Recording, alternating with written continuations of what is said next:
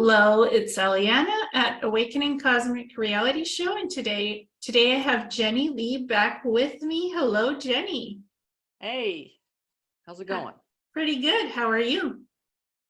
Oh, pretty busy. We are busy. It's a busy time, I think. Oh, yes. Yeah, definitely. You and I have been coordinating remote viewing stuff for Florida, for Inner Earth, for Iraq, Iran, giants, looking for Anunnaki and other things. And boy, there's a lot to go over today. I just released our joint remote viewing about the giants and the rods and the staffs. So let's get started. Cool. We're not doing live, right? No, this is not live. Recorded. So I'll just, let them know. So I don't know, you can generally start and I can go into things, but I mean, the whole thing about this is how it started, actually came into an issue where I decided to move because the house that I live in is very close to a ley line. And I think Spirit had that consideration when we moved there, because it was very progressive with Spirit, me being there, our family being there. There's a lot of things around that land and that information. And that's in Montana, correct? No, that's actually in Minnesota. Minnesota. And that's where I still live to today. So the process is the fact that, so it's very calling to be there, very much, you're drawn to doing this. We already have this set up for you. So I got there, and I actually didn't go on to this land area that everybody talked about, was the giants. They had giant bones in this area and everything like that for a long time. And then I drove by one day and Spirit's like, just go talk to the guy. So I've been doing research with him, a lot of stuff for like 3 years, off and on. But the guy that owns the property, his name's Roger, and he's been diligently on progress on showing the public what's happened there. So the government came in after he was trying to move some gravel, and big bones showed up. And of course the government shut the thing down. They're like, no, you can't dig here, you can't do this, because they don't want that out. They don't want people to see that. That's the whole thing about it. And then the History Channel just tried to come in here and discredit him and all that stuff, which it didn't work out very well for them. So, I mean, because there was pretty evidence of how big the graves were, and there was natives attached to those graves too. So, and I saw that spiritually and everything. So, and it just seems to be the ley lines are an area that everybody in history and time is trying to tap into that energy all the time. Mm-hmm. And it's a situation where you're like, wow, that's kind of weird, that they want things shut down. But the farmers around here have had artifacts. They've seen it on their properties. They don't say anything because they don't want anybody to come there and dig it up and take it. Exactly. And you've talked about this with Alex Collier. You were working with him on the giant stuff too. Like, people come to you as a researcher. Yeah. We have had some in-depth conversations, and I gave him some information. There's some things we relate on, but we did have a conversation about it. And so he knows where I stand on some of this stuff and what I've seen. And so, so it's a calling to you to do something that you're just waiting for more verification, more information to present to you. Mm-hmm. So, and Some places like the Serpent Mound in Ohio, that was built by the Dina tribes thousands of years ago, and they found giant skull bones and bones of the Dina tribe. Like they were almost 10 feet tall, 10 to 11 feet tall in the 1800s. They dug up the graves around Serpent Mound and they took photos, and I found the photo in the newspaper. I went and found the newspaper in the 1800s. So there are giants in the United States for sure. Just no Anunnaki giants under Florida. There's mounds, there's Native American type mounds and stuff that they built, but there's no giants. Whatever somebody was calling in to activate something under Florida, it wasn't a giant. You and I looked at that. It wasn't a giant. Yeah, and I shared I just sent you some information about this. I have some very good books on giants all over the world and stuff like that. And there's been nothing. The only thing that they've ever told me under the giants is there's doors that open up portals there. There's energy that goes in and out of dimensions, but there's never been a potential of being giants. And there's also, you can't summons a giant as a human being or any type of process like that. That has to be from a God or the creator himself. There's no way that man has that capability. That's an illusion on their own, to create a reality that does not exist. Yeah, so whatever the gathering was at in October, I believe, right? They were there for some gathering.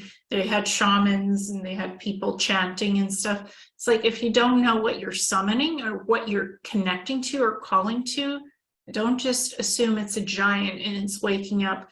Like what we perceive as information coming in can be something else. There's a giant vortex energy under Florida, under Orlando, Florida, and there's a facility that activates portals and sends portals energy to inner Earth. That's a giant thing that is under Orlando, Florida.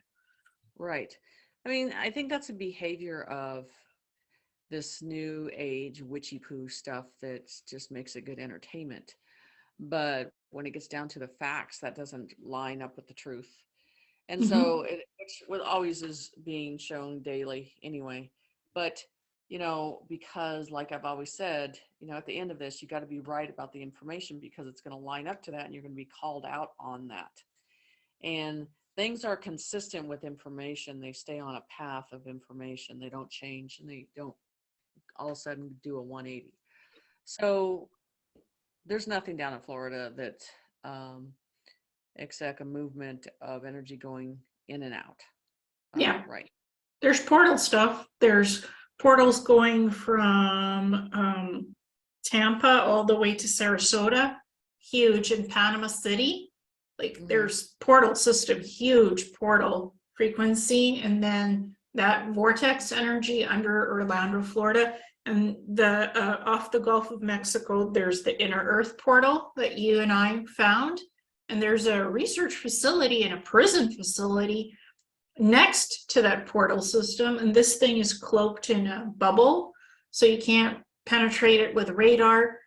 If it's deep under the ocean, so if you're like trying to go to find this facility, you're not going to go into it because it's cloaked, it's protected. It's almost like it exists outside this time frame even. It's like a time-space dilation.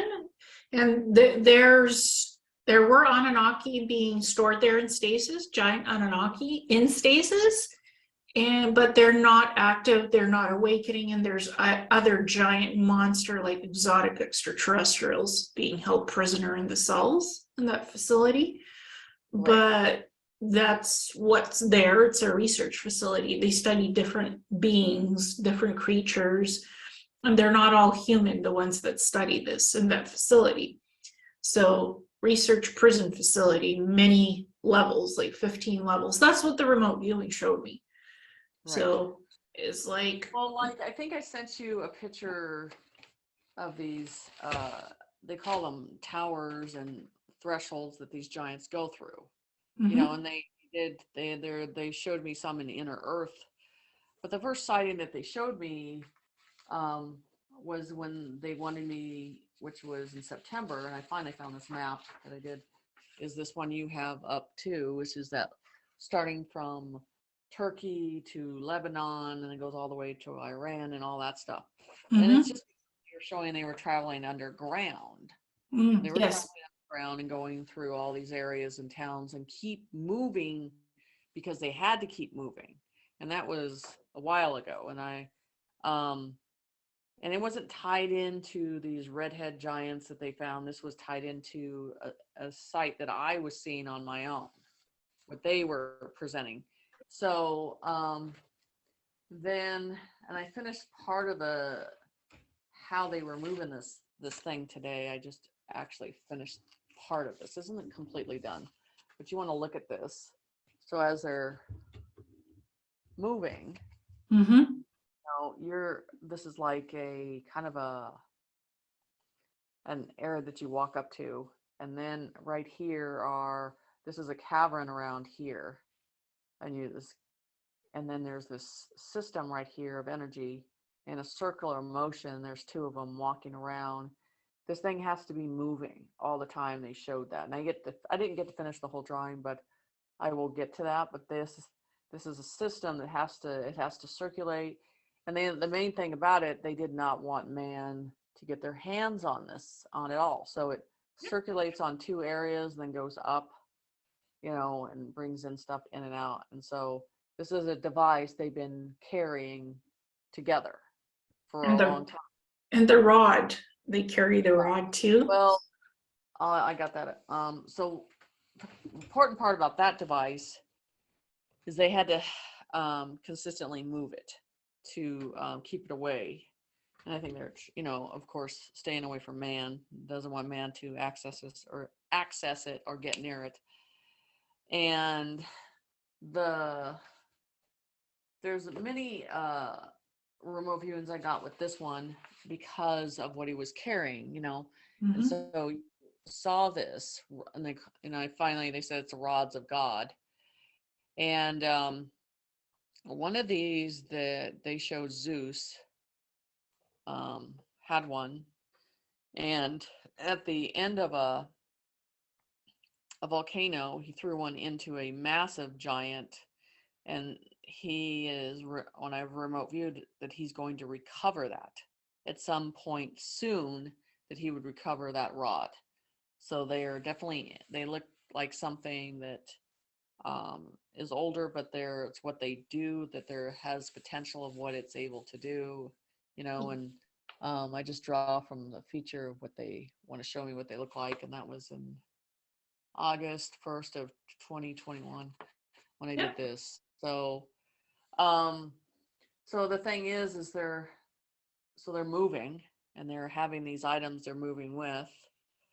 Um, but also, you're getting different stuff under the Netherlands and stuff like that too, which I have pictures of too. But um, they're, I think, with the giant side of things, they're not all of them together are from the same society, and that's where I think people are getting confused. The redhead giants, and then there's all different type of giants from different continents of information of what they do.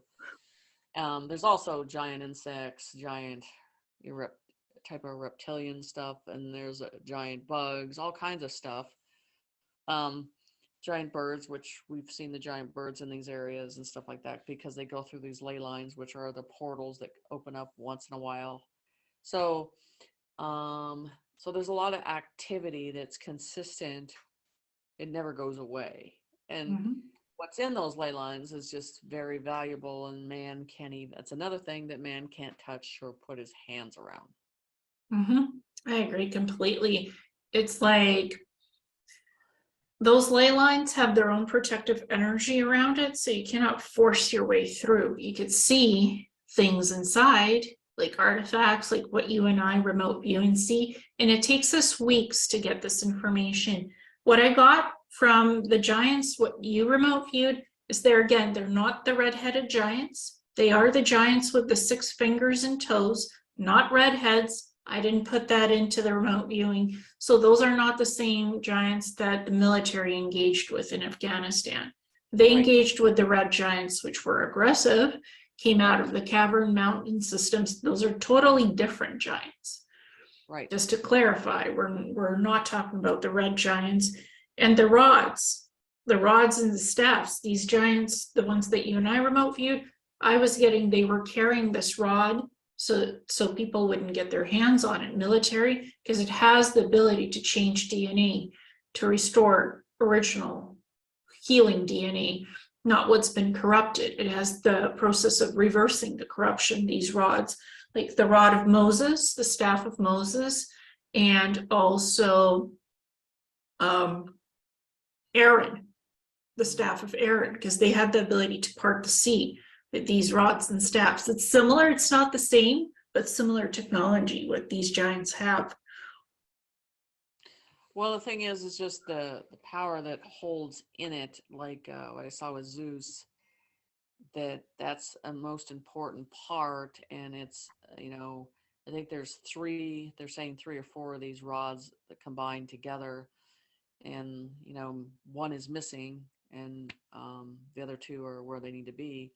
Mm-hmm. But at some potential point, they'll be back together as one again. And that's why, I'd be looking in those areas of volcanical, volcano erupting and stuff like that. And there's more to deal with it than just what you're seeing in your mind's view. Mm-hmm.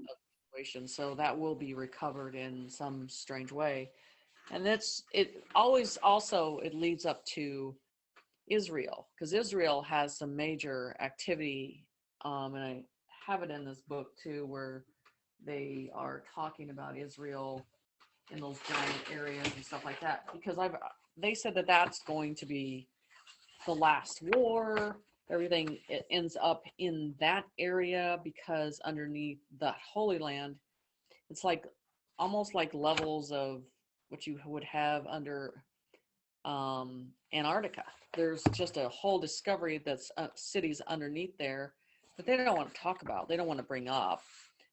By putting churches on top of churches over it, it's not going to hide it at all. Because they showed these cavern doors and bigger species down there tied down, all that stuff, and then it's going to be exposed at some point, and people are, I don't know if they'll be shocked by it, but I definitely think that there's going to be a potential of how much was down there that was revealed. And a lot of, they said that you can hear them at night, they come to the surface at night, all this stuff, because things have changed in that area. And it just seems like they've always told me there's an energy frequency that's underneath there that's valuable. That's what they're all wanting. It's not what the old churches think it's all about, and it's not. It has to do with a lot more, and that's the thing about it. They want us to think it's something else. It's just like any type of war that we're going in under. It's literally not about what they're saying. It's always about containing an item or getting something. I think we've all figured that out by now on the situation. But I mean, it's just like some of these giants, they look completely different. Mm-hmm. They don't look the same. And I think that's because we don't talk about them in that way. It's hard for people to focus on that, accept that. But if you did research, you would see how many different type of giants there are. They're all over the world.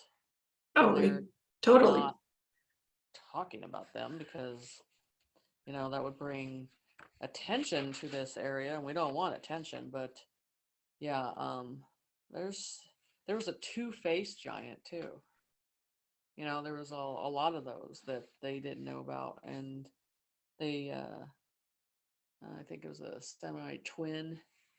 And like I said, Florida, just there were some there, but they weren't uh, they weren't that big.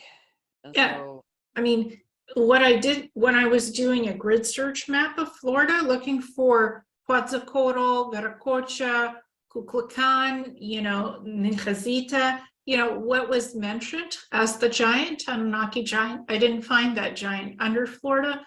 What I found was Anunnaki protectorate giants, two of them in type of stasis, energetic blue stasis in an arc wall beside this huge inner earth portal. Their consciousness is literally fused with crystalline energy to this arc wall, and they're protecting the portal system so nobody goes in to inner earth, so nobody goes into the fountain of youth, to the sphere of light, and to the tree of life with the seeds of life. These Anunnaki giants are there to make sure they're not going to awake, they're not going to leave their arc wall. They're there to make sure that portal thing stays out of the wrong hands. yeah, and that's something that I saw with Gaia a long time ago, because it actually hooks up with my Humble Healing 2, because you have to actually go into 5D to get down into that tree. And they say, Jen, that's more like the fountain of youth. It's the fountain of youth, and it's a greener water that's around it. It's very emerald green, and the tree actually has these gold flakes that come off of it, and all the plants or the flowers I saw down there have these flakes that come down off of it too. So, and they've always showed, it's always shows when you see a flat earth and you see a tree at the bottom of that, looking like a half moon, that's kind of telling you where this thing is at, because they say the first root would not start without the main root. And the main root is that fountain tree and it has its own conscience, all of that. It doesn't spew out sperm, but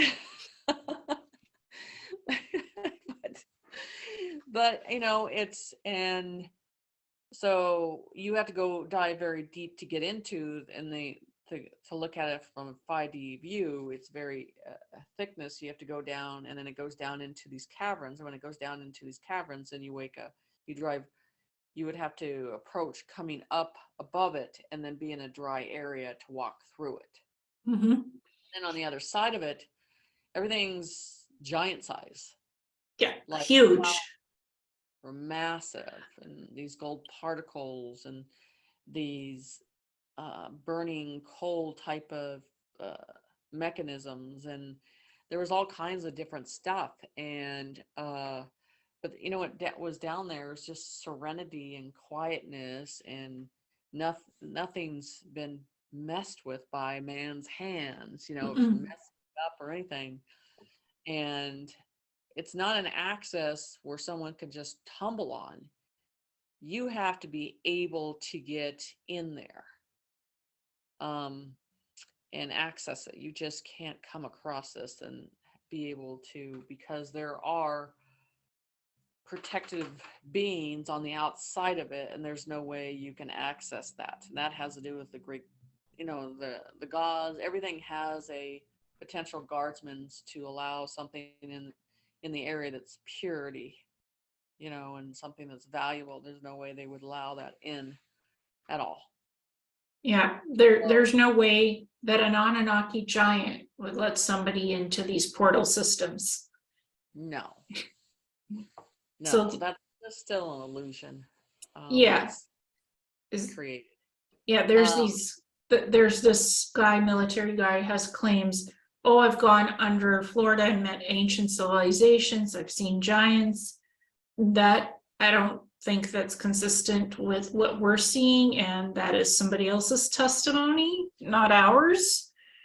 So yeah, I mean, I've been around the military for a big portion of my life, and I do know ranks, and I do know private programs and stuff like that, and that's not how they work. And everything is done in the middle of the night. So they would not jeopardize their people They would not jeopardize their location to leak that information. So again, when you call someone out and you ask to debate about that and they run hightail the next, another direction, of course, they don't want to be confronted. Mm-mm. No, Um, and this was like a whole discussion we were trying to have with this person, and for some reason their comments were being blocked on a platform system. So, and then we asked to move it to email to actually try to get some exchange to talk. And we were accused of that we're not professional remote viewers, which is not true. Obviously, you and I work pretty well together and we can see what we see. Then we compare our data. We just had, like, we talked almost for an hour about the remote viewing stuff that we had done. So we discussed everything, and publicly the remote viewing, everything is released. We show the evidence. We don't hide things behind the scenes. We show it. well, most, and I know a lot of the remote viewers that work in the training process, and I do I train them too for remote viewing. I teach classes one-on-one. And the thing is it's all about the target. If you can complete the mission and exactly hit a target and describe the target, and they can go in and pick that up or uh, receive or perceive that target, you're a good remote viewer. It has to do with perceiving, getting the information in, and getting out. Mhm. And there's some of the societies I've worked on, missing persons cases or targets, and I've told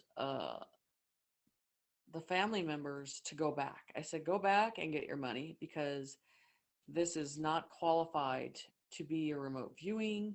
So there's a lot of societies out there. But they're, like I said, I've seen some of them are just very vague. That's Yeah. not seeing a tower from a distance does not describe which tower it is. You know what I'm saying? Mhm. The detail of the levels of remote viewing in the detail of, Yeah. all three of those spans of things. So that's just coming from a view of learning it from someone's far sight, of looking at it in a different way. And that's the way they train it. But when you go back to their documentation, it's not backing that up on a lot of things. So I just seen a lot of places, they get frustrated and they come to me, and then I tell them to go back and get a refund. Yeah. And this guy who we tried to talk to, he also said that since we're not using those 4 alphanumeric numbers for longitude, latitude locations, that we're not doing remote viewing correctly. It's like, You annihilate the target and you complete the target, and the customer is satisfied with the information, you have completed the remote viewing. yeah. I mean, there's ways of psychically doing remote viewing. So how would you describe, how do you do your remote viewing? Well, I look at things in levels. Each level, you can look at different details. And that's the Mhm. thing. You have, for me, there's different views that I can look at different areas. And so when I look at that target to make sure it's the right target, I want to look at it in many views to make sure it's 100%. I cannot do my job and get paid for what I get paid for, because remote viewers can't be wrong. No, That's what, well, there is no room for being wrong in the field. no. You have to be right on the target. Yeah. You'd be doing this as a living, because you have to take a risk every time that you work in the field of doing the targets, because once you're wrong on a target, that's time and money invested. I mean, I do artifacts for locations, of that, and for, people are known for hiding stuff on their property and can't, people have passed on, they can't find that either. Or I've done land development stuff for remote viewing. There's all kinds of, I mean, remote viewing is unlimited, Mhm.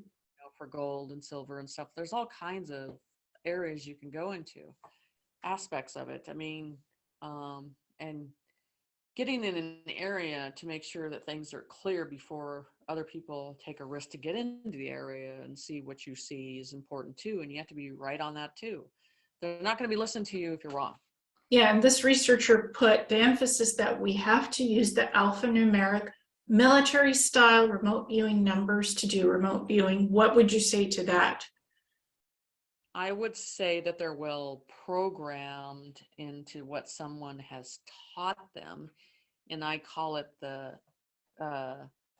scientific, which, you can't trust science anymore, side of things. I wasn't taught for remote viewing because I wanted to study it. I was presented to it, and because I was solving case after case, and I was like, finally, like, okay, where's this laying?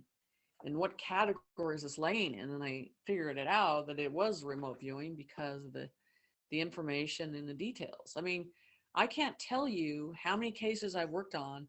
I give locations of the body, where it is. It's been verified, but a lot of that, what happens is in the court.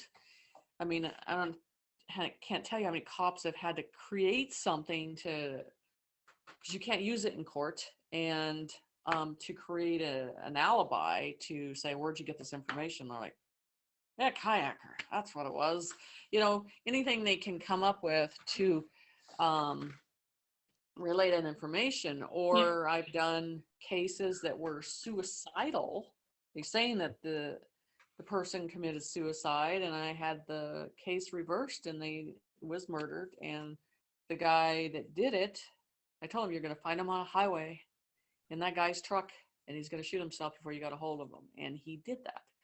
Mm-hmm. So you can't argue with accuracy. And I don't think, accuracy is important. And I don't think it's dependent on those 4 numbers for how you learn remote viewing. What would you say to that? I think Spirit says numbers don't mean anything to us. Yeah. So when somebody starts, like, for example, I did learn remote viewing through Farsight, through the courses. And I did use the military system, the way they teach it with the 4 numbers, but that didn't, when I looked at those numbers and focused on them, they did not mean anything to me as a location for longitude and latitude. I would see the target, what the target is, without anybody telling me the target, and I would go in and look at it. And I teach people I teach remote viewing as well. I teach people to focus in on what is the target. These numbers don't mean anything to me. So I think just another way that they try to make it complicated and confusing when your mind can actually just go right into it. Yeah. And I've seen it case after case of situations, of things. The stuff that I've done, there's, years of stuff, but people come back and tell you what you're right on, and all that stuff. So I'd have to, it'd take me forever to go back through everything. But not only that, when I do remote viewing, I do a different step. I can actually draw the suspects that are involved before cops even know who the suspects are, and find out that they, down the road, they've convicted them. You know what I'm saying? Mm-hmm. That's a target. That's a clear view target of information. So seeing it from a highway view and seeing a water tower, that doesn't mean anything unless you get the details, it's the exact target. And I've seen some of the books that they have on training and stuff like that. It's very vague. Yeah, and they always focus on draw those 4 numbers out when you go to do any type of remote viewing. Those numbers that you're given, you have to draw them out, and then you have to zero in on that and see the target. Okay, right. Well, I mean, for Florida, I was asked, are there any Anunnaki giants under Florida? That's a broad, open question, very broad. So when I went to do my remote viewing, I didn't have any numbers for that scope. What I had was I drew out by hand the whole map of Florida. And I did a keyword. Are there any Anunnaki giants named da da da da da under Florida? That's still a target. That is the broad-based keyword search target. And And all that matters is you get the location, you get the yes. details, you get the information. Mm-hmm. I mean, case after case with to perceive a target that someone is trying to access and get the details around the target so they can get in there and recover the target or perceive the target.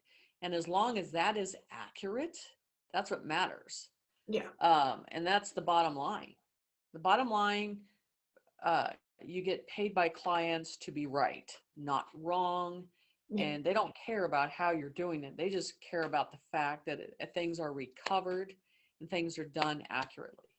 Exactly. And how you teach remote viewing, people have their own teaching styles. Teachers will have their own unique process as well. You have your own unique technique, the way you teach it, and so do I. Just because we teach it differently from military style, it's still valuable remote viewing courses because it's taught by the same principles, just without those numbers. We go beyond the numbers. Well, I think it's only that it's the students that that tells you a lot of what they're perceiving, what they're getting, and that you see their targets are being accurate too. That tells the history of that situation. Mm-hmm. Because I can tell you across the board, I'm not afraid to step up to any remote viewer on any target of information.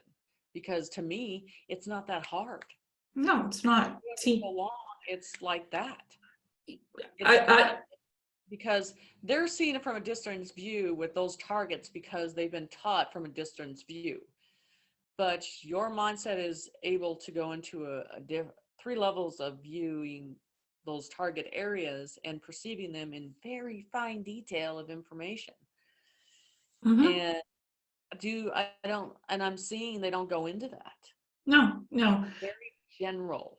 Yeah, I mean, know that some good remote viewers have changed that tactic of looking at it, and they are starting to work on with the one-on-one because they're realizing the results are so much better. mm-hmm. So it's just what it is. The proof is in the documentation that follows the verification. Yeah, and what I had done is I got that. What was the most of? I did 6 targets, and the giants were the 7th one. And so I did, and I did these targets in a couple of days. Then you have to write the stuff down. Also, you draw it out, but then you have to write down all the information about the target and in fine detail. So what I took, for me, it was that research prison facility under the Gulf of Mexico. That was the most interesting. So I took the target that I did, and I gave that target as a practice session to a client of mine who's doing remote viewing right now. And I didn't tell them anything. I just said, here's this Gulf of Mexico, big water thing. Go look what's there. That's all I did. He got just the map and what is under the Gulf of Mexico. And I had to do the poker face as if I know nothing, as if, this does not mean anything to me. Poker face during the session. The person went in, got that it's a research facility, got that there's beings being held down there, got that it's a bubble, that it's a huge campus thing with many different domed things. So the person got the target correctly. See, and that's the thing with me drawing. When I first started drawing, I was like, I can't do this. And then they just showed me how I need to draw everything out, lay it out. And so there's like 5 or 6 in the world that perceive the criminal and turn over the pictures, and then they accomplish the case. There's not that many trusted that far. And I think the most raw information on remote viewing, which is don't go into the left brain of listening to information. And if you listen to too much information, you're already going to decide of perceiving that remote viewing. the most Yeah. rawness is the most important, because you want that raw material. Yeah. And that's why I like to blindfold students and just say, we're just going to sit in this and perceive it and let it match up. And that's the whole thing about this. It's not about suggestion. Mm-mm. The most accurate information is you're going to get within seconds of information. Yeah. Yeah, and the person was saying to me, there's a lot of plants, there's a lot of stuff under there. Yes, there's a plant forest. There's a huge plant forest under Florida, there's ancient forest. So I'm like, okay, what else is there? What else is there? And he's like, oh, I see domes, I see this. It's like, focusing on that, what do you see? Go deep into what you're seeing. Because I didn't want, he was fascinated by the forest, Right. but I knew that's not the target. And what you taught me is always give them a target that you've already done. So there could be a match of the evidence, follow the evidence trail, because the target has to match up with exactly close information for it to be verified. Somebody else has to remote view it, who's never been given this target, knows nothing about it. The target is totally blind and secret. It's never been revealed to the public before. Right. And even when I did the giants over in this property, I saw that they consider them Viking giants, but I saw they showed me they had this line. It's like a rope line, and it led to these native graves. And I guess with the Vikings, they used to tie their mistresses or their slaves to their grave so they can take it into their next life, and I didn't know, they just described it the way it is. And then, I saw many natives slaughtered in a very horrible, horrific way, which was not good. And that was verified too. So it's all about the verification. Yeah, that's why I'm writing all these books with the remote viewing data included, with yours, with mine, and I'll ask you for all those images afterwards to put in the book when you're finished, because I want the data. I want the data. Without the data, it's nothing to follow there. It's what the data proves in our, and again, I went to Nippur. Remember that guy, the researcher, said, oh, go have a look if there's actual giants in Nippur. And his source said there's 7. There was 2. I found 2 in an underground cavern system in stasis, like holding tubes of some sort. There's 2 11-foot Anunnaki giants with different species of Anunnaki, and a female these guys were like almost, I'd say like 13 feet tall, around that, and she was 11 feet tall. She was transferred. She was blonde. They had kind of like darker hair. She was transferred under Karaman facility in Iran because they didn't want the genetics of these giants interbreeding together, the Anunnaki, if they woke up, because they weren't matchable. So it's like, yes, there's Anunnaki. It seems like anything the Anunnaki has done is turned it into trash. It's like a downgrade of everything. Yeah. Like it is. It's just nothing functions. Nothing is good. It's trash. And that's why my attitude towards, them and on other projects I had to work on, I just don't care. Yeah. Because it's just across the universe, it just seems like no one had trust with them in any form or way, because it's all about Walmart brand with them more than anything that's valuable at all.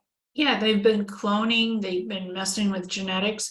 So something about these 2 males was not compatible with the female, so it was moved under that holding tube thing. They had 3 chambers under Nippur, and she was moved under Karaman, Iran. And then I was shown you need to look at Tehran, Iran, because there's major stuff. There's an Anunnaki protectorate mothership under Tehran that the other Anunnaki tried to retrieve at some point. I think that was in 1976. I did some research on it. because they saw the pilots, the Iranian pilots saw waveform UFOs using waveform technology to try to retrieve something from underground. Well, I mean, I mean, under Antarctica, I mean, that's why everything has to be surface that I've remote viewed. Everything's underneath us. People have to start to accept that everything has been hidden. It's been torn apart, but separated underneath us.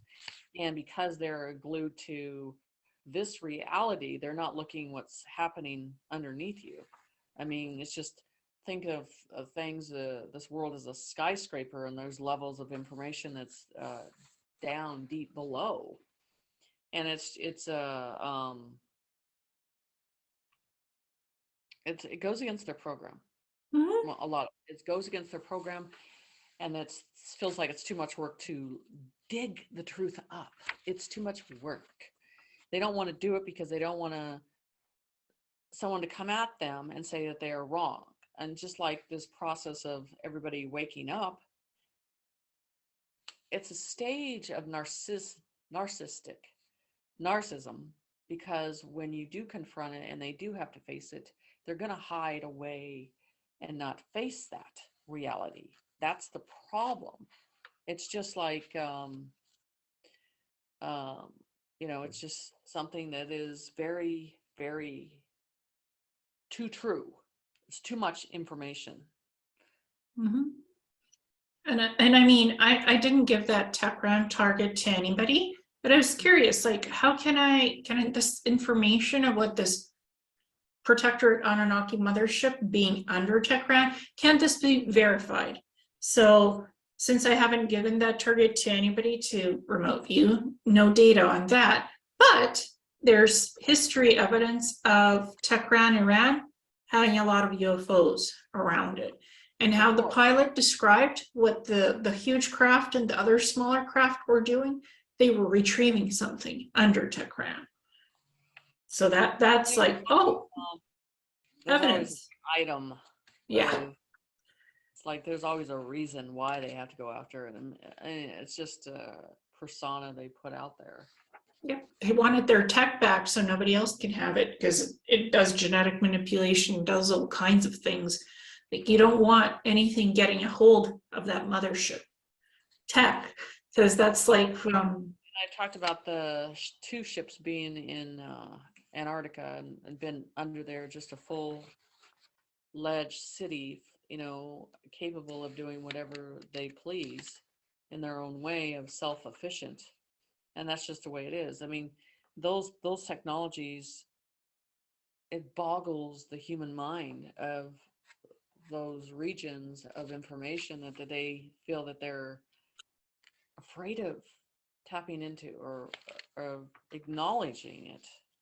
I think that's did you just say Malta? Is that what you said? The giants that you said you saw it under?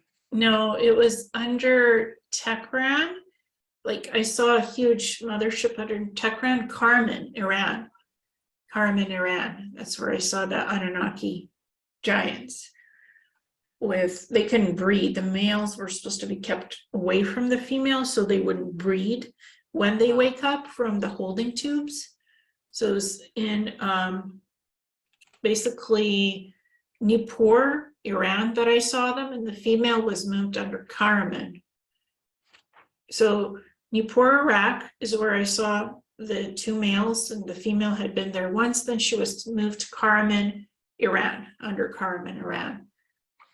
And that it's in the mothership, the giant Protectorate Anunnaki mothership, that is in Tehran, Iran. So it's within the vicinity. They moved her closer to the mothership to be in that vicinity. So I know nothing about Malta giants. Yeah, well, anything's easier to hide in the desert.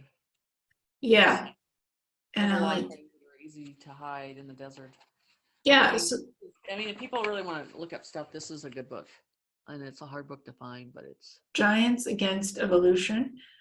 Okay, cool. And you showed me a few other books, I think. Yeah, well, I sent you some pages that are out of here.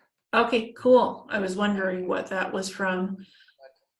Yeah, they have them all over Ukraine, the Chinese giants there, China, I mean, Texas, and every continent you will find that information and look up what they have verified.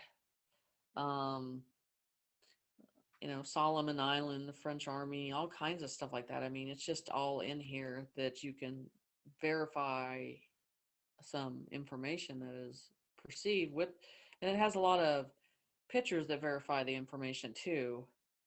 That's why I like doing the remote viewing and then verifying uh, what I found doing the remote viewing first, and then it verifies because you can't get it from anything else. You're just going, Yeah. okay, this makes sense now. Yeah. That's why I had to look up the history of, have there been any unusual UFO motherships, huge ones, hovering over Tehran, Iran? And I was shown 1976, 2004, 2012, and the fighter jets electromagnetic system was scrambled. It was scrambled all 3 times when they encountered these UFOs with bright lights, big mothership UFOs. So it's like, okay, verification, evidence, history, that's there. I found articles, 2 articles to verify this. So it's like, I couldn't make up anything that I had done in that remote viewing because I've never seen the target. I've never been to Tehran, Iran. I didn't know what's under there. I don't have perceptions of expectation, what I'm going to find. What is there is there. That's it. Put it down. You put down the raw data, you draw it, you write it. That's it. You put down the pen and paper, you're done. You can't use erasers, you can't use whiteout, you can't do any of that. Right. So, and that's the thing about it. I mean, people don't understand is remote viewing's teachable for anybody. But you have to be open to the perception of understanding and allowing your mind to perceive something from a distance. And I think that's hard. That's one of the first concepts that's hard for people to accept. Yeah, I mean, it didn't matter. I did the Farsight Institute. Whatever was first available to me, that I thought it looked interesting and it was good how it was being taught at that time. So I'm like, okay, try it, just see how it works. Just try it that military way. Did it? The numbers were just numbers. To me, that was just kind of like, okay, I'm wasting 10 minutes focusing on the numbers when I can be already viewing the target. It's like already in there, in the door. Another English format. Yeah. Everybody thinks that English is the predominant language of information and consistency. And I think if there was a target with numbers on it, it would definitely, the numbers would be going up and down. Yeah. Well, sometimes there are numbers and targets, like when you're seeing something hieroglyphics, there could be numbers, but a target is something that's raw and you zoom in with your soul energy, and your mind is not being distracted by bits and pieces of numbers. When you're going into a target, you're going into something to look at something or someone. Right. You're not counting numbers. Longitude and latitude can be something on a map, what's under the Gulf of Mexico. You're not telling them what's under the Gulf of Mexico, but you're giving them a keyword search. That's longitude and latitude. Right. That's all you give. It's still a blind target. Yep. And that's the main thing. Like I said, you just got to be accurate on the targets, and people will pay for your accuracy. Mm-hmm. And that's all that matters. Yeah. I do this full time. Yeah, I do it now full time for my books and my stuff because people want to know what's in certain places. So I do it more from a researcher perspective to verify, validify evidence of what is there. And I put that in my books, and I teach remote viewing as well. Now I do it 2 courses, and I figured out numbers.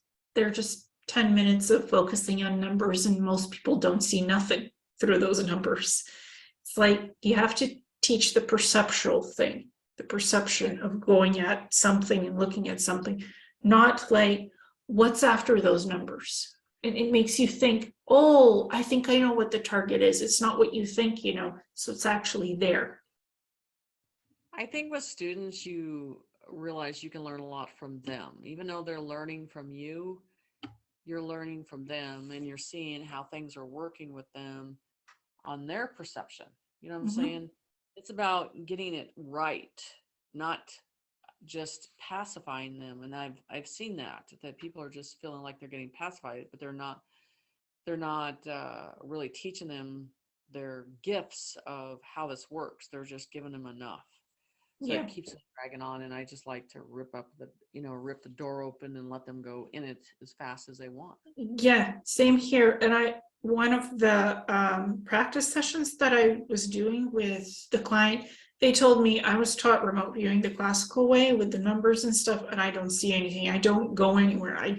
It's not happening. And I'm like, well, let's get on beyond the numbers and let's try the keywords. What's under the Gulf of Mexico? And that's it. And they were immediately after 3 minutes. Well, we also did clear the mind, make it a blank slate so you don't have any active thoughts floating around, because you can't have anything distracting you when you're doing remote viewing. You have to be a blank slate. 15 minutes of meditation, clearing the mind. That's the first thing I may have them do. Clear it. Anything that's not supposed to be there has to be clear. Then you get into what's under the Gulf of Mexico. Go deep down, see what you see. Go beyond the forest. What else is there? What's important? What is important? Focus in, and that's it. Nothing more. I don't tell them anything. I just guide them to figure out how their perception works. Right. Because I think guidance is important in remote viewing to help them figure out how perception works to the depth of scope that they can go into something and have a look. That is so fundamental in remote viewing. Right. And I know I call them the secret military ones that use the remote viewing, that work for the government. You know, they're in for them to relay their information publicly would be a court-martial. So it's like secret. Mm-hmm. So I just the government is just they shut their mouth. They do not give those options or that detail or information out. Yeah, I mean, you and I are free to remote view whatever we want for paid sessions, for private stuff, research, whatever we want. We are not bound by a military classification system. Honestly, I'll say this. I already knew what a DD-214 was. Right. I actually played a little dumb. I knew that when you're active military, you can't release anything on DD-214 because it's incomplete. I knew that, but I sort of decided it's like, okay, when I asked in this petition, I asked DD-214 or any other information, any other military ID, any other identification that this person is serving actively in the Army. And then I was told, oh, but they're also like doing secret missions for the Air Force and the Navy. You don't just go off doing secret missions for other military groups. Right. If you work for the Army, you work for the Army. You're not moonlighting on secret missions for the Air Force and the Navy. But the Navy works with the Marines. Yeah. Okay? I will tell you, and those two work hand in hand, especially on special programs and special things, because one gets them there and the other one annihilates the job on certain areas. Those are the two that work the closest together, especially on night ops and stuff like that. So, but this like what this researcher told us. His military source works for the United States Army. That's what was said, right, in the email exchanges, and on the system itself, the platform, I remembered. And then they said they're also loaned out to go on secret missions for the Air Force and the Navy. Can that actually be done?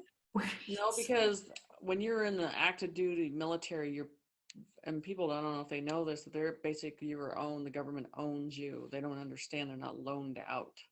Yeah. They're trained in certain categories of talents, of information. They keep you in those categories. And the thing that would have killed it over is rank and their classification. And I'm sure he was never going to give you rank and pay grade. No, he wasn't. And I knew that. The man got triggered. And apparently DD-214 sometimes in certain circumstances can even be given out to active soldiers who are in reserves. Also in reserves, they can get a copy of their DD-214. So there's certain workarounds around DD-214. And it's like, I was blasted that I know nothing about military records and asking for ID. I knew what a DD-214 is. That's something that's given when you're released from active service duty. It helps you to apply for being a veteran if you need to. It gives you full record of where you served, every mission, what's not classified. If it's classified, it'll just be redacted on the DD-214. So I already knew that. I just kind of played dumb to see what the reaction would be.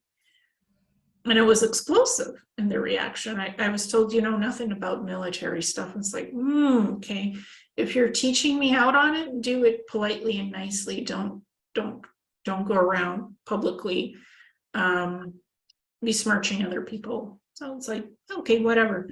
Not that I even trust that person. People, when they want to bullshit you, they're gonna fly off the handle and just create stuff. As you well know, that's their persona. Yeah. So exactly. I mean, nothing is consistent, nothing stays structured, nothing stays in a direction. It always goes off the handle. So that's all right there. Not surprising. I would encourage that person to do a lot of fact checking on who they have on their shows and what they do with these people, because again, that person claims to be a great researcher. So it's like, verify your data, double check every piece of data that you get your hands on to make sure that person is who they say they are.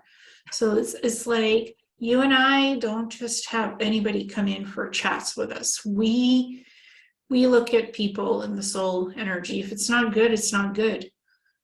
We just, for whatever reason, we're not doing this for clicks. If we don't click with somebody, we just, you'll call me up and say, Ileana, I don't think this is good to do today. To do it with this person or that person. I'm just not feeling it and it's not going, and you tell me why. And I'm like, yeah, I was feeling the same. Let's just not do it because it's not going to go anywhere. Yeah. So, I mean, and that's the thing with this. It's about accomplishing something that needs to be done and showing people independence of making their own decision and let them decide on their own, and not feeling that the idolizing process is part of this world anymore. It's not. You can see that with Hollywood. You can see that with the stars. It's all being completely dismantled across the board. And then we're past that. So we're in the level of thinking and processing information on your own and making your own decision. And, ripping the door open and allowing them to to enter and see it and perceive it. And this is the thing that I teach I have mediumship classes, just original psychic classes, intuitive classes, and remote viewing. This is the thing. They don't want to hear about what you're getting. They want to see it themselves now. And that's what Spirit told me. You have to teach them, to show them, hey, listen, I want to see it. You can tell me all you want, but I want to see it themselves. And we're at that level. These spiritual teachers and insightful awakening people better be showing them that they can perceive it themselves. Exactly. It's actually show, not tell. I can sit for hours talking about remote viewing and teaching the methodology, the idioms, the da-da-da. I give basic explanation what the idioms is, and then I guide you on perception. How deep can you get into a target? What can you perceive? And I'm like, write it out on the paper, draw it out on the paper. At the end of the session, practice session or starting to learn session, I want to see something down on paper, pen and paper. Images, writings, don't care how sloppy and messy your writing is, as long as it's legible to you. And I record the sessions on video so I can hear everything that's being said and done in remote viewing. Because I want to follow the evidence. If I need to review the video, I can go back and listen to it and see what was being done in the session. That's honest tracking of evidence and data in this kind of work. So, and let's switch up a little bit to Saturn, because I've been getting people sending me questions. Well, Saturn, is that Anunnaki owned? Is there a sphere park near Saturn that is, it's like, no, it's not Anunnaki owned. There's no sphere park near Saturn. This is what I got to tell people. Anunnakis don't own shit. They don't own nothing. Okay? Get that clear across the board. That is like a level of this low frequency level of programming. It's there at the bottom. And if you're jumping on that bandwagon, that is where you're going to go to imprison process again. Don't buy the program. It'll be recycled all over again. So we're with that. I mean, no one trusts them. Nobody. No, and it's like, it's a state of illusion, like you said to me when we were talking before. It's an illusion. It's like, oh, Saturn is owned by the Anunnaki. It's an Anunnaki holding. No, it's not. The Council of Five are on Saturn. What I was perceiving is, I haven't remote viewed Saturn. I haven't done anything much around Saturn, is that young souls go to Saturn to learn what it is to be in physicality, to experience coming into physical realities, to learn about universes, to go beyond this physical matrix and see what the holographic stuff is on the other side, beyond just physicality. That's what's on Saturn. There are learning environments where young souls can go and learn to go beyond 3D. I have a writing on that, on Saturn there, and this is the thing that I wasn't, sometimes when you're doing this, you're not trying to do it. Yeah, it's like I was shown go beyond the galactic matrix. That's what's on Saturn, going beyond the physical galactic matrix, the structure of the matrix, and what is taught is energy-based, how you connect to the light frequency of your energy field on Saturn. That's what's being taught on Saturn. There are these schools on Saturn that do these kinds of teaching, how to go beyond the perception of physicality and how to connect with the energy field and the light in the body, transcend the physical matrix. That is what I got. So, like they say, why are the seals cracking, different energies coming in, changing into 4D, the layers of levels of atmosphere with what's underground, to release, information. And that's the whole thing. We're taught for Saturn, it's got to be a red planet. It's got to be dust. It's got to be this. And why do you think that is? Because you've been taught that that's what it is. But I what they showed me, it was blue in a deep area, just like you would understand inside here.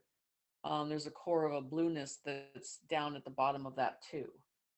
So if you had to take a ship and turn it into a planet, that's what I think that is. Mm-hmm. And I think it's well guarded and well protected, and nothing that is supposed to be there will not be there. Yeah. I think young souls go there to learn what it's like to live in the universes, not just one universe to experience, but Saturn and Mars is beyond just 3D energy. There's beyond that. I'm also picking that up for beyond.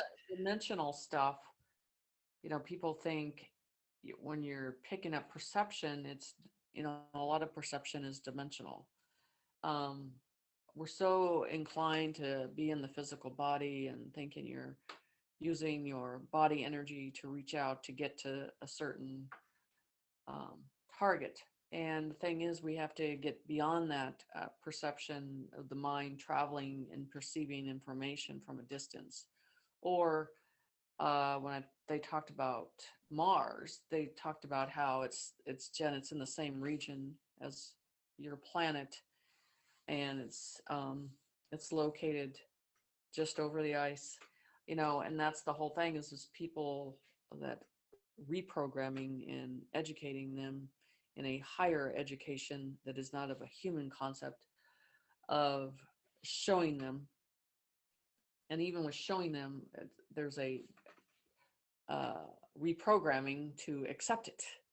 So you're dealing with massive confusion on realities of information. And so you're going to have to segregate and separate that and break that down in detail by detail of high and low mindset of information. Yeah, and Nibiru is not some moving planetoid that can just park itself near another planet. It was a colony on a planet that was terraformed. Nibiru does not just park itself anywhere, and it's not a sphere, and it's not a glowing white sphere that's parked by Saturn. That's not there. That's not there. Those books, though, you know that. Yes, I know. Yeah. Nibiru is not by Saturn. It was just a colony on some planet that they colonized and terraformed, and they called it Nibiru. Right. It's a hollowed out planetoid that anybody can terraform. That's what the Anunnaki had and still have somewhere, but it does not just float by and park itself beside Saturn. It's a colony on a planet. That's what it is. So it's like, again, that illusion, the state of illusion that's being created. And people are just like, wow, that's sensational. That's fantastic. The more sensational it is, the more people are drawn to listen to it. It's a fantasy. It's a space opera. It's like, what other layer of illusional fantasies is this going to get next? I don't know. It could get lower. Yeah, I'm like, this is sensational, but I am not listening to that because it's like low vibration. Like you said, it's low vibration.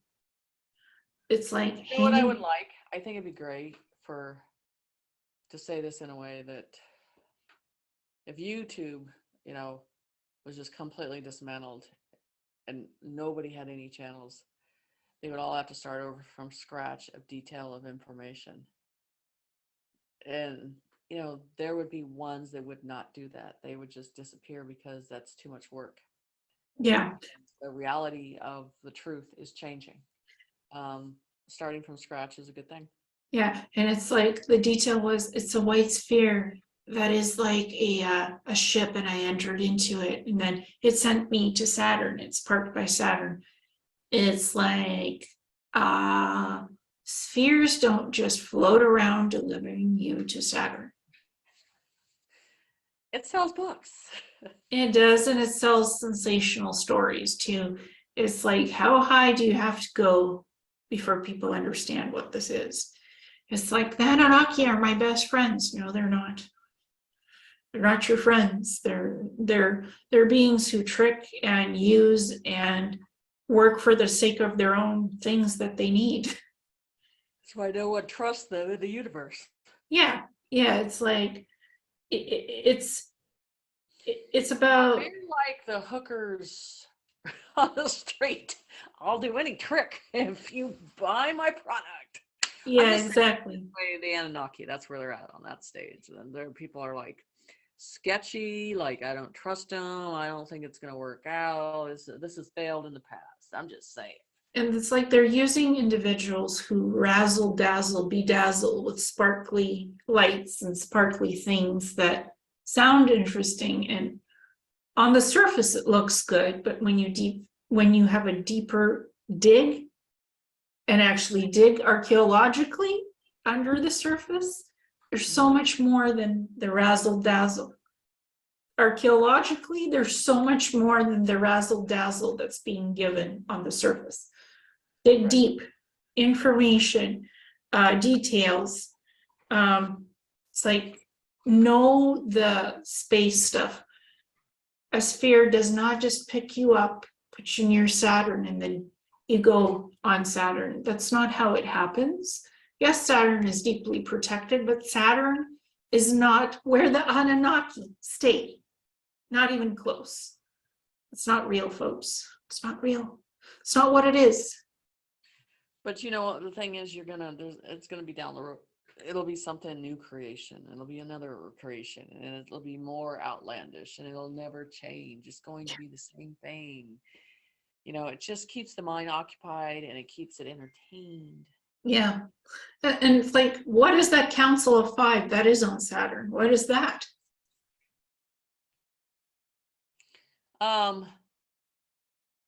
That's funny because the Council of Five is very easy to tap into. And we were talking about a Pacific person asked me about, and I described the Council of Five, and I was just like, you're barely tapping into the Council of Five, and you're quoting a position you're in? That makes no sense, because that's a Council of Five is very accessible. Yeah. It's child's play. It's child's play. Yeah, they're like holding the portal system on Saturn where souls come in to this matrix, to this baby universe. They're allowing souls to come in through Saturn portals. They're on Saturn. That's part of the work that they do, just one little part. Yeah. It's like Saturn is a gateway, and the rings of Saturn have been used as communication antennas for both the good ones and the bad ones to invert frequency, positive, negative polarity. The rings of Saturn have been doing this for thousands of years. It's like an active antenna frequency to change your mood, to get you in the mood or to not get you in the mood. That's what the energies of the rings can do. Right. Well, this has been interesting. For sure. Yeah, definitely. Is there anything else that you want to add in? No, and I just think that people are frustrated by now. They know where they need to look for teachings and understanding, and looking for the verification. It's just, I think everybody knows by now. Are they frustrated? I think so. A lot of people are very, very frustrated, and I can understand that. But like I said, I think my projective attitude is pull the cord on YouTube and let it start over. You're going to see people freak out, because that relying on information all over again, staying consistency would have to be reliable. I'd love to see. I mean, you're completely right. For remote viewing, we don't turn to YouTube and watch a bunch of things being said. We actually go into the real world and we look at data, or other planets or other things. We go and look at actual data. And then we bring that back and we talk about it here, present it here, because this is a platform where a lot of people watch this stuff. So it's like, what's beyond just watching and listening? There's real world, and there's real world information, data, things happening that we retrieve through remote viewing. We talk about it, and it takes time to create remote viewing data. You don't just literally take it up from somewhere in your pocket. You don't pull it out. It takes time to do this work. It takes time to do the drawings, to do the writings, to compile the target after the remote viewing has been done for the details. It takes time. It took me almost 3 weeks to release the giant stuff and the other Florida, all that stuff, and the inner earth portal. That is not something that I just spit out from one day of work. It was almost 3 weeks of work. And I didn't tell a soul about what I was doing. I didn't even tell you what I was exactly working on. So I just did the work humbly, and then we just today compiled it all and talked about it all. That's it. Yeah. Humble work. You're busy. I'm busy. Like, we're doing projects. We're not. Ask me. I don't have, events. I haven't every time I did events, um, I had a long line and I couldn't even go to the bathroom for 2 days or whatever. And I was exhausted and I stopped doing those. And I'm already, I'm busy enough that for me to step away, it puts me back to go to one of those events. And that's the hard thing about it. When you get to a point that it affects you by stepping away for a couple of days and you have to catch up, it's just not worth it. And I just can't do it. I just can't do those. Yeah. And events.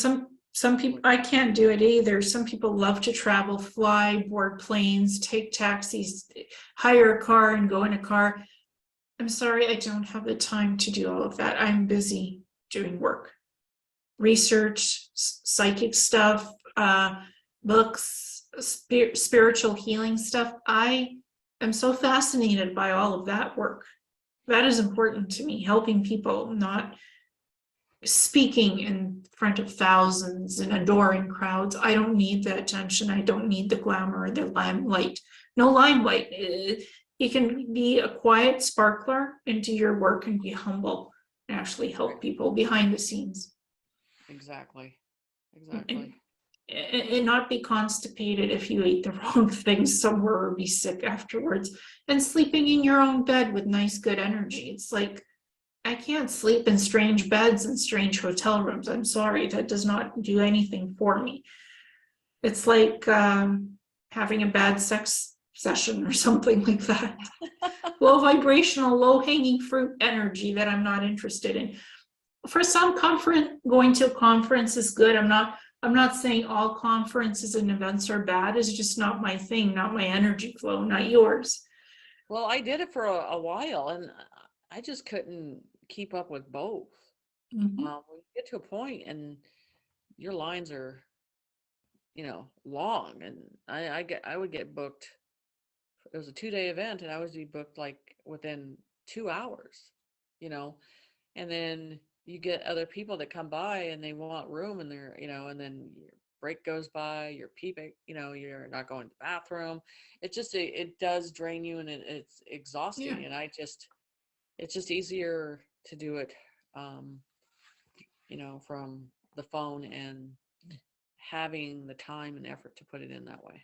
Yeah, I don't mind the online webinars, the online conferences, that I don't mind attending. I'm happy to attend those things and speak. I just don't do the in-person stuff where it takes flight, where you have to fly, where you have to get the hotel, get the car, get whatever. Like, it's a lot of time to organize just that to get there. And with the way the complicated world is right now, I just don't see myself fitting into that matrix schema. So I just don't. People ask me, why aren't you attending big events? Why aren't you doing the big speaking thing? I am speaking. I am attending events online.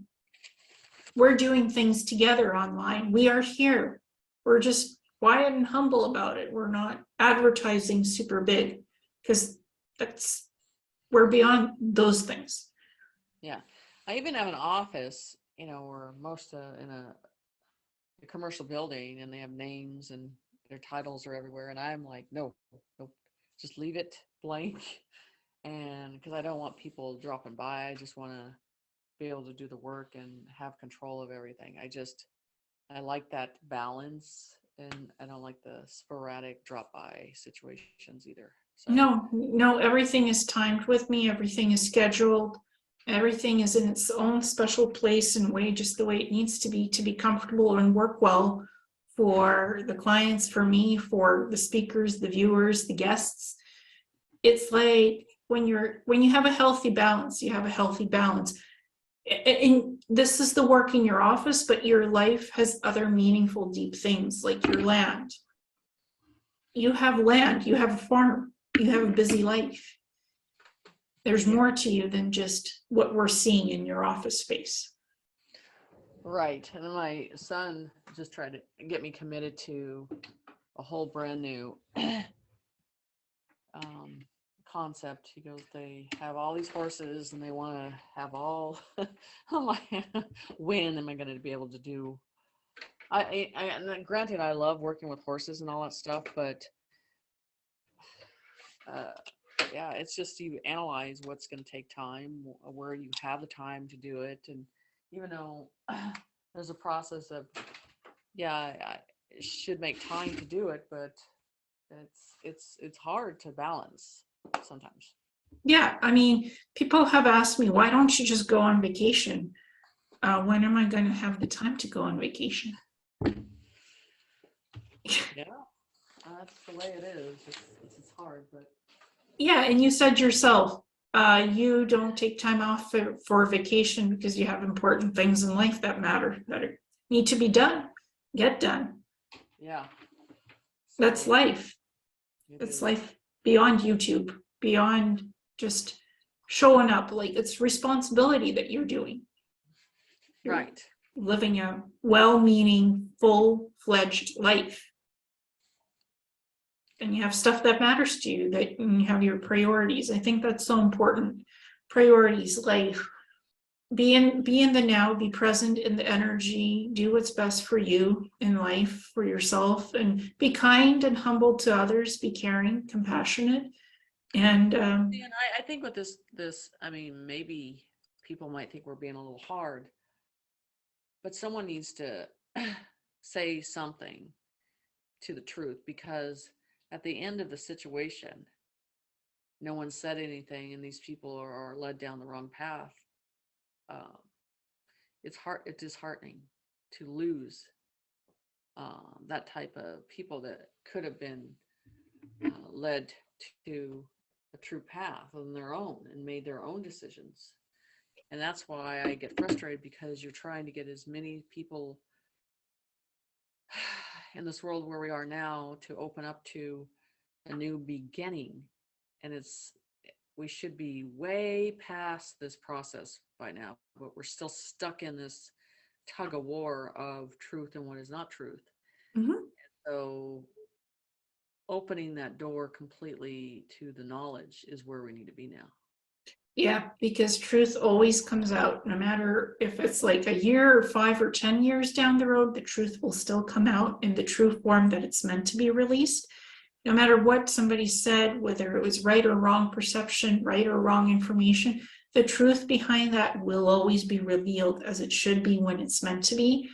We're not here to kick or prod anybody, to show up and be like, we want you to be your higher self, the best self you can be. Not all people can do that right now.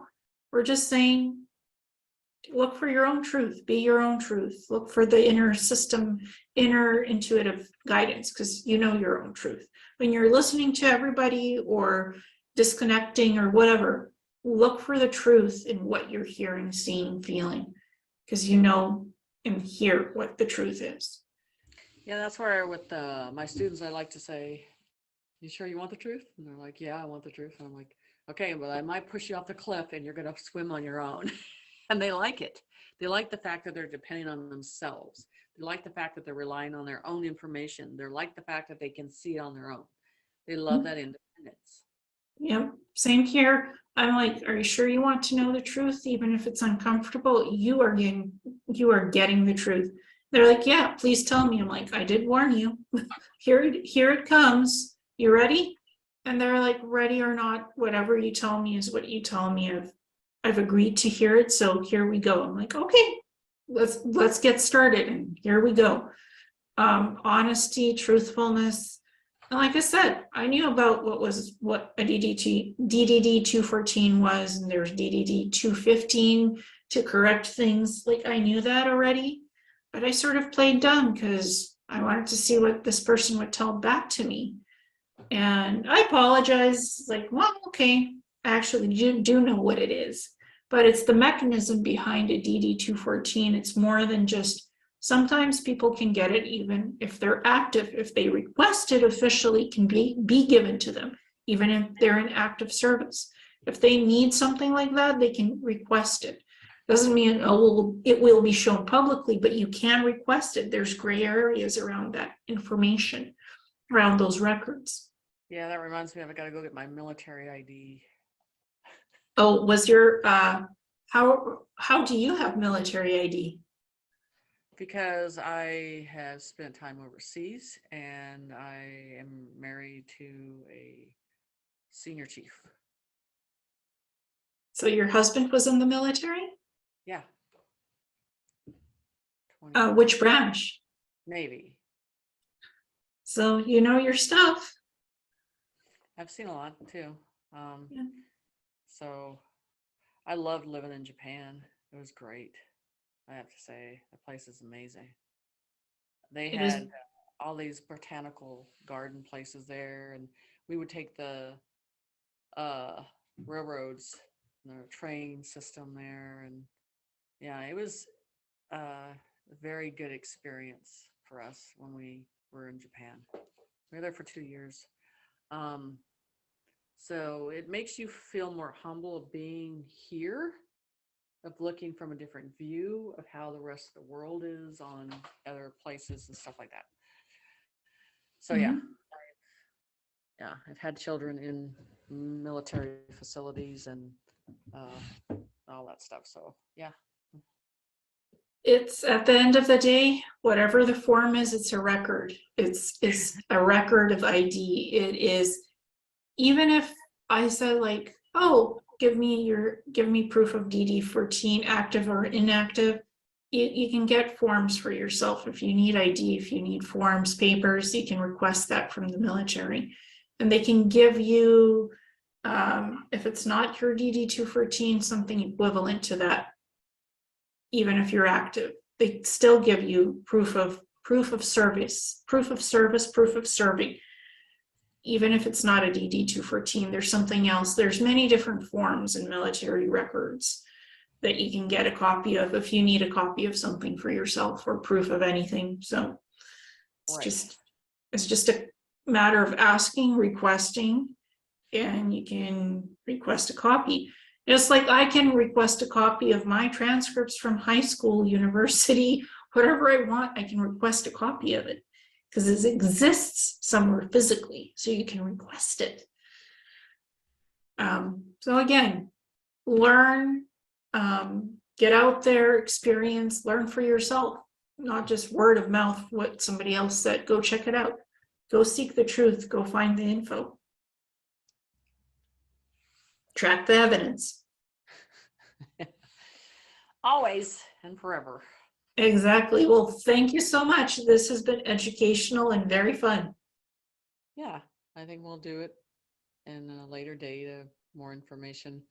Yeah. I'm working on some more prediction drawings and information.